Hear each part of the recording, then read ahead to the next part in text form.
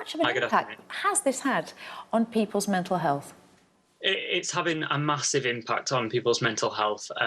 Every day, people are living in these unsafe buildings. You said just then, 9 out of 10 people said their mental health has deteriorated because of this situation.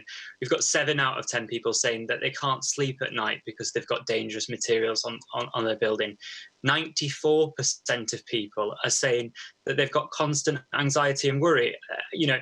The impact that this is having is immense on people. And I think actually, as leaseholders, I know I've kind of grown used to living my life with this huge amount of anxiety and angst about whether I'm going to be safe at night. And it's only when you take a step back and you actually look at this data and you realize just how immense a problem this is. Well, we were quite shocked to hear that a quarter of the respondents, I mean, looking at those statistics are incredible, felt they wanted to self-harm or commit suicide due to the living situation. That's quite something, isn't it? It is shocking. It really is shocking. I'm a doctor, and so I spend my time trying to help people. And one of the things that I've really struggled with this report and putting it together is that I felt entirely powerless. And the sad thing and the frustrating thing about this situation is the cure is so simple. You need to make the building safe. You need to not pass the costs on to leaseholders, and it needs to be done at pace.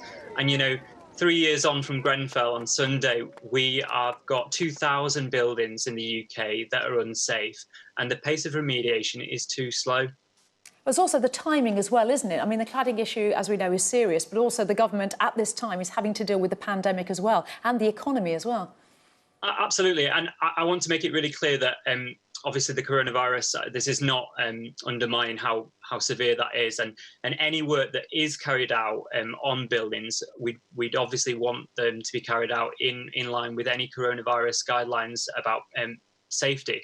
But let's remember that this is a problem that's been going on for 3 years. And I think you bring up the coronavirus point, and really, actually, we've learned from the virus just how much of an impact it has on mental health when we restrict people's freedom. And so I would challenge anyone who's watching this and can't quite understand where we're coming from as leaseholders to put themselves in our shoes and think about what it feels like to have those freedoms to be able to sell your property, move on, and do all the normal things in life that we haven't been able to do for the last 3 years. And it's when you do that, it then doesn't become as shocking to understand why these figures are as surprising as some would say.